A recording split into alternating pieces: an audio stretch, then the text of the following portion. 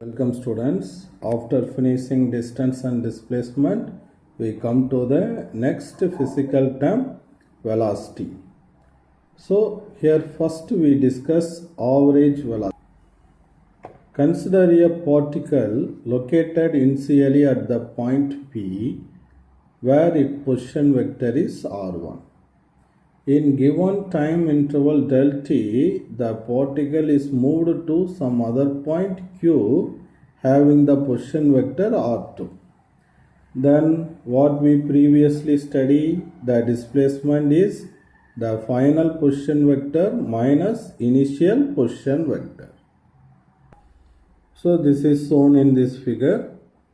So P is the initial position, have the position vector r1, Q is the final position vector is r2, then the displacement between the final and initial position del r vector equal to r2 vector minus r1 vector.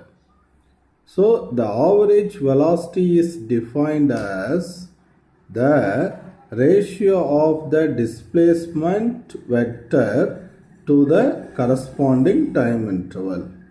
இங்கிருந்து இங்கே போகிறதுக்கு அது எவ்வளோ time எடுத்திருக்கு? So del t அப்படிங்கிற time எடுத்திருக்கு. Takes time del D.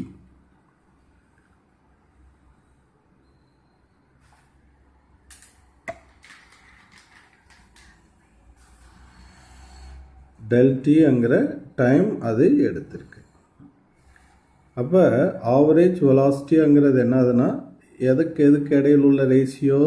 த டிஸ்பிளேஸ்மெண்ட்க்கும் time இன்டர்வல்க்கும் இடையில் உள்ள ரேஷியோ. அழகாக ஒரு 2 மார்க்கில் இங்கே கொடுத்துருக்கான். Average velocity is defined as the ratio of displacement vector to the corresponding time interval. It is a vector quantity. ஏன்னா இங்கே டிஸ்பிளேஸ்மெண்ட் டிவைடட் பை டைம். அப்போ டிஸ்பிளேஸ்மெண்ட்ங்கிறது வெக்டர்னு பார்த்துட்டோம். அப்போ வெலாசிட்டியும் என்ன quantity? Vector quantity. The direction of average velocity. So average வெலாசிட்டியுடைய direction எப்படி இருக்கும்னா it also in the direction of the displacement vector. Displacement வெக்டரோட டைரக்ஷன் எப்படி இருக்கும்? இனிஷியல்லேருந்து ஃபைனல் பொசிஷன் நோக்கி இருக்கும். அதே டைரக்ஷனில் தான் எதனோட டைரக்ஷன் இருக்கும்? ஆவரேஜ் வெலாசிட்டியோட டைரக்ஷன் இருக்கும் அப்படின்னு சொல்கிறான். அடுத்து நம்ம ஸ்பீடுங்கிறத நம்ம யூஸ் பண்ணுவோம் அடிக்கடி. அப்போ ஸ்பீடுங்கிறது என்னதுன்னா ratio of total path length travel by the particle in a time interval. Given time இன்டர்வலில் அது டோட்டல் பாத் லென்த் எவ்வளோ ட்ராவல் பண்ணியிருக்கோ அதையும் அந்த டைம் இன்டர்வலையும் டிவைட் பண்ணிடணும். அப்போ டோட்டல் பாத் லென்த்னா என்னன்னு சொல்லுவோம்? டிஸ்டன்ஸ். வெலாசிட்டிங்கும்போது டிஸ்பிளேஸ்மெண்ட் அப்படிங்கிற வேர்டை யூஸ் பண்ணேன். ஸ்பீடுங்கும்போது distance. Total path length. Total path லென்த்னா என்னது? Distance by total time. அப்போ டிஸ்டன்ஸ் பாத் லென்த்ங்கிறது டிஸ்டன்ஸ். டிஸ்டன்ஸ்ங்கிறது என்னது? Scalar quantity. So here speed is a scalar quantity. இதை புரிய வைக்கிறதுக்காக ஒரு எக்ஸாம்பிள் ப்ராப்ளம் பார்த்துடலாமா? ஸோ ஒரு object travelling in a semi circle from the origin point ஓலேருந்து பிக்கு போகுது. ஸோ இந்த செமி சர்க்கிள் அங்கும்போது ஓ டு பிங்கிறது என்னன்னு வரும்? Is a diameter. இது சென்டர்னு வச்சுக்கிறோமா? அப்போ இது டயாமீட்டர். ஓகே. அப்போ எவ்வளோ நேரத்தில் போகுது? From O to the point P it reach in 5 second.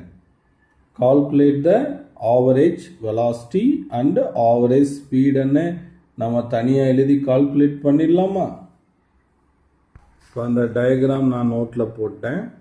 Particle ஓலேருந்து பி வரைக்கும் ரீச் ஆகுறதுக்கு இட் டேக்ஸ் 5 செகண்ட் அப்படின்னு கொடுத்துருக்கான். ஓகேவா? ஃபஸ்ட்டு நம்ம என்ன கண்டுபிடிக்கலாம்? Average velocity.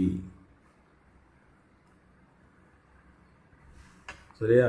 இதை என்னன்னு எழுதுகிறோம் அப்படின்னா it is average velocity. So average வெலாசிட்டினா என்ன பார்த்தோம்? So displacement by time. அப்போ டிஸ்பிளேஸ்மெண்ட்னா final minus initial.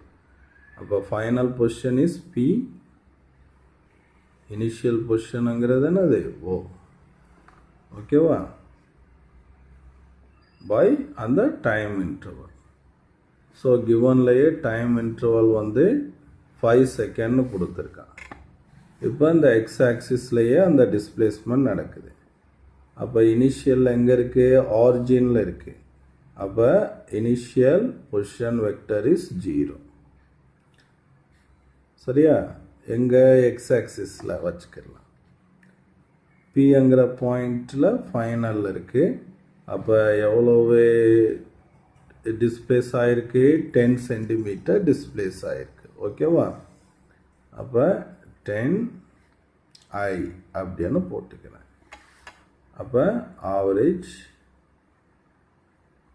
velocity equal to 10 minus 0 divided by இங்கே என்னது ஐக்கிய போட்டுலாமா? ஏன்னா ரெண்டுலேயும் ஐ தானே இருக்கு. அடுத்து del Tங்கிறது எவ்வளவு? 5. அப்போ 10/5I. அப்போ இங்கே என்ன வந்துடும்? 2வா? 2I எதில் வச்சுருக்கோம்? சென்டிமீட்டர்லேயே வச்சுருக்கோமா? அப்போ சென்டிமீட்டர் டைம்க்கு என்னது? Second divided by second. மேலே வரும்போது S⁻⁻1 அப்படின்னு வரும். ஓகேவா? It is the average velocity is in the positive direction. அடுத்து ஆவரேஜ் ஸ்பீடு கண்டுபிடிச்சிடலாமா? ரெண்டுக்கும் விங்கிற சிம்பிள் தான். கேர்ஃபுல்லாக நீங்கள் இருக்கணும். ஓகேவா? Average speed. ஆவரேஜ் ஸ்பீட்னா என்னது? Total path லென்த்தா?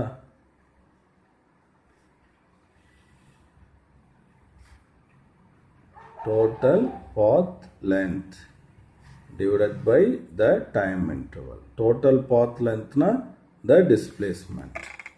இப்போ நம்ம ப்ரீவியஸ் எக்ஸாம்பிளில் படித்தோம், suppose an athlete run in the circular track.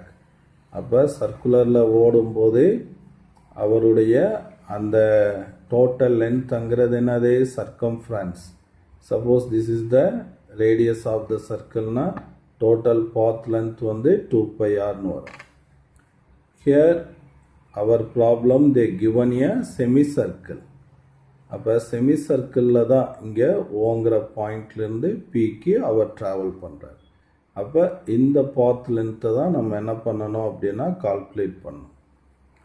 இதுதான் அவர் ட்ராவல் பண்ணக்கூடிய ஒரிஜினலான பாத்.